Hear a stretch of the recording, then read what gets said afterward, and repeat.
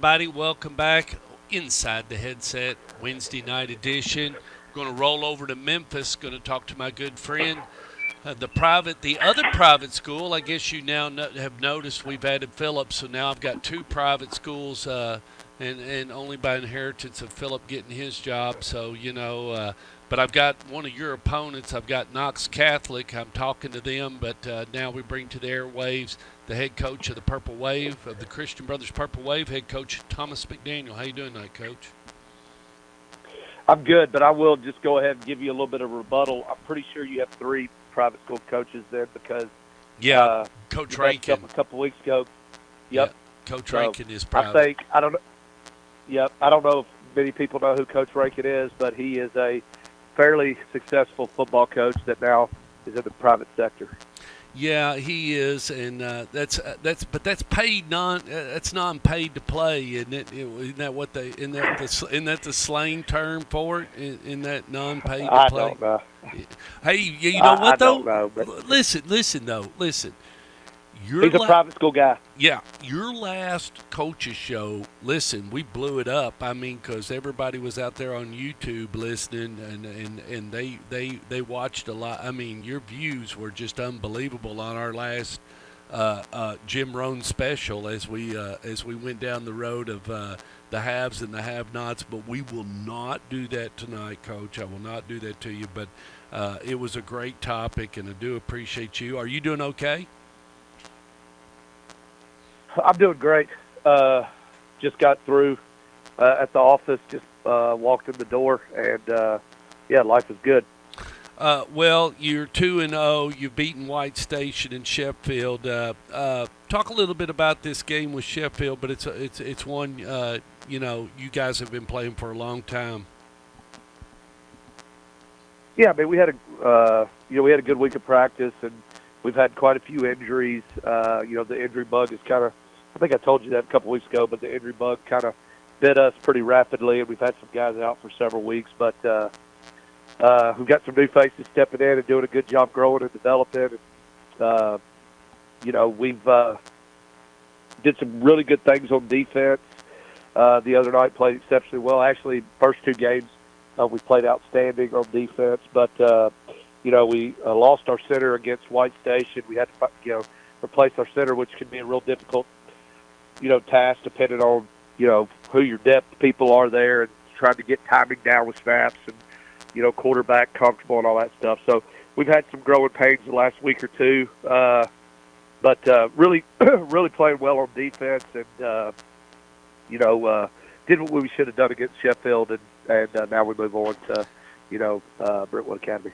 Yeah, do you feel like that's your best card now going into this week 3, that your defense is playing really well and you feel good about that?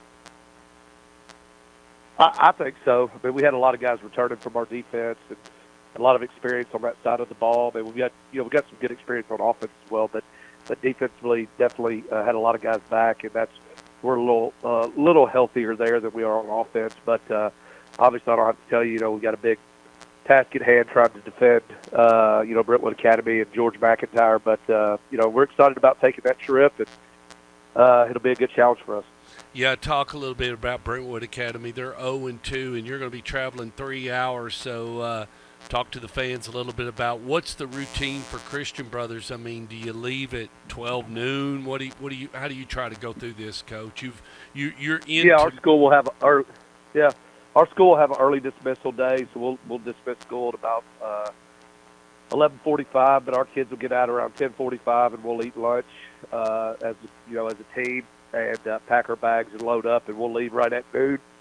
And I believe we'll pull into the Cracker Barrel in Brentwood on Charlotte's Pike around 3:15, and we'll get a hamburger steak and some mashed taters and green beans, and that's good because I don't think many of my kids go to Cracker Barrel very often, so that'll be fun.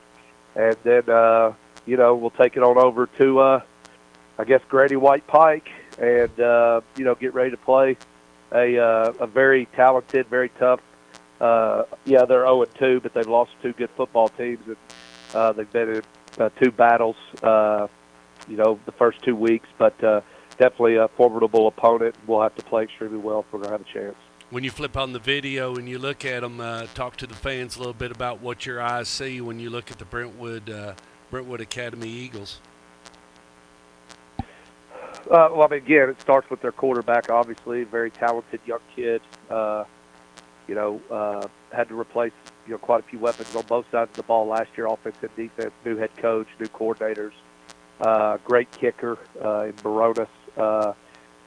That's one of the areas that's a real concern because you're gonna start on the 20 no matter what because he's gonna kick it out of the back of the end zone. So, people don't think that that's a huge deal, but in high school that can be, that can be a big weapon because obviously if they get across the, I'd say at least plus 40, but if somewhere in that range, the guy's got a huge leg, so they can strike and get points from a much further distance than most people, and with you got to start on the 20 every time. Those kickoff returns where you might grab an extra first down by returning it to the 30 or 35 or whatever. You're not going to do that with Brentwood Academy. You're going to start on the 20 every time. So, they're obviously again they got a new head coach, new staff.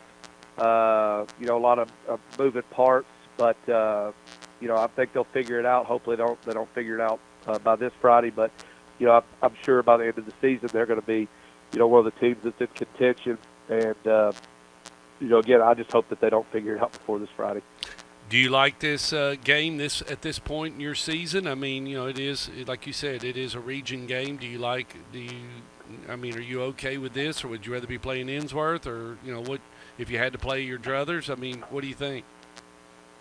Yeah, I mean they're all. I mean, our league, no matter who you play, they're all good. So, it's time for us to get a real league test, and again, I don't know how good we are as a football team per se, but I know that kids are kids. They hear what they hear and they see what they see, and you see Brentwood Academy go, oh, they're 0-2. This is a good matchup, and Brentwood Academy is as good an 0-2 football team as you're going to find anywhere in the state.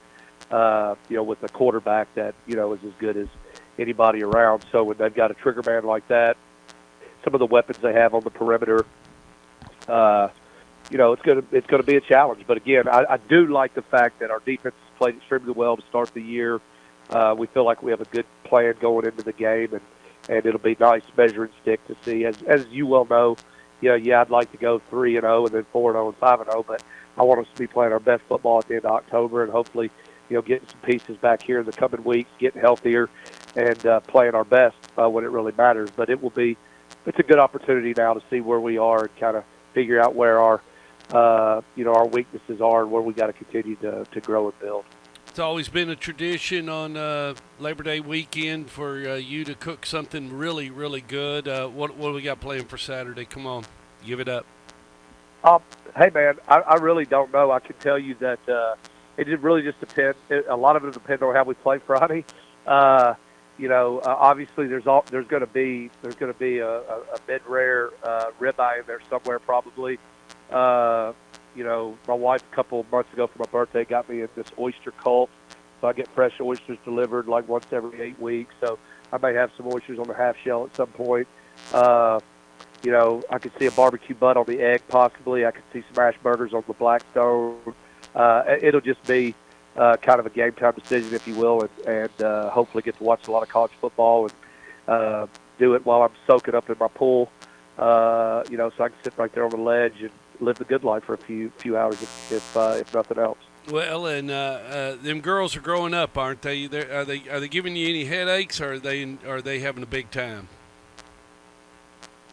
No, they're 9 and 11, 6th and 3rd grade, and again, other than the occasional hiccups, and they are getting. I think I've told you before, they are getting to the age where it's getting harder and harder for them to understand. I think they understand why I'm gone, but I don't sometimes think they understand why I have to be gone as much as I am. So that's tough because there are days where my little one will beat me, try to beat me to get up in the morning so she can see me before I go to work. And, my older one will kind of grab a hold of me and bear hug me a little bit. They don't get to see me as much.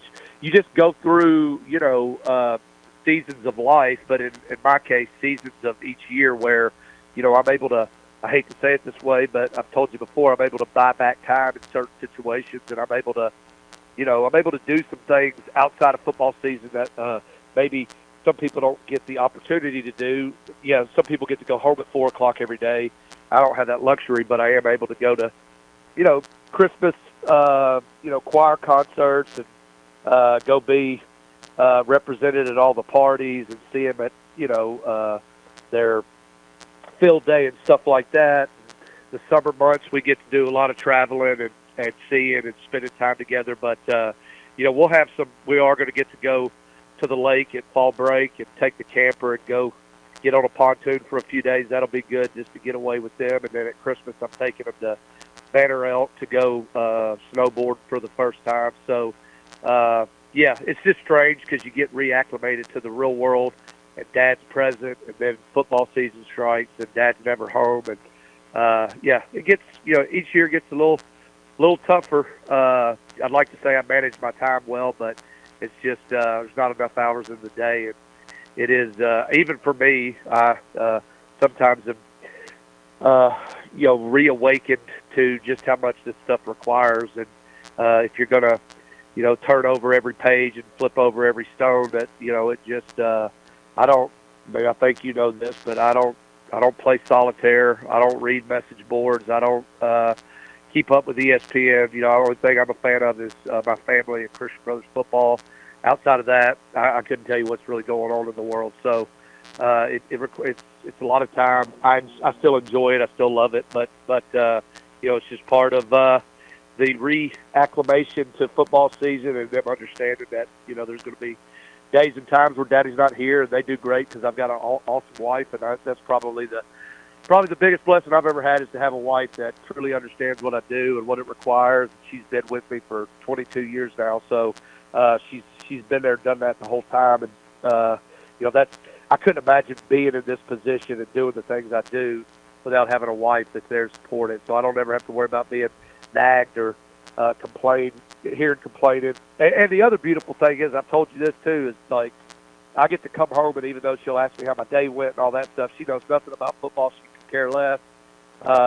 She just wants her husband around. And so when I come home, I can come home. I don't have to think about football. I'm not going to say it's not on the back brain, because it is, but I don't work from home. I don't have a home office. When I come home, I'm just Dad. So life is good. I'm blessed, and I just every day's a blessing, man. To be honest, I'm very fortunate.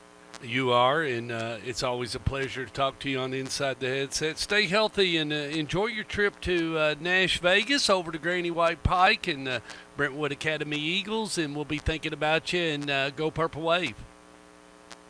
I appreciate you, Stork. Have a good one, brother. See you, bye.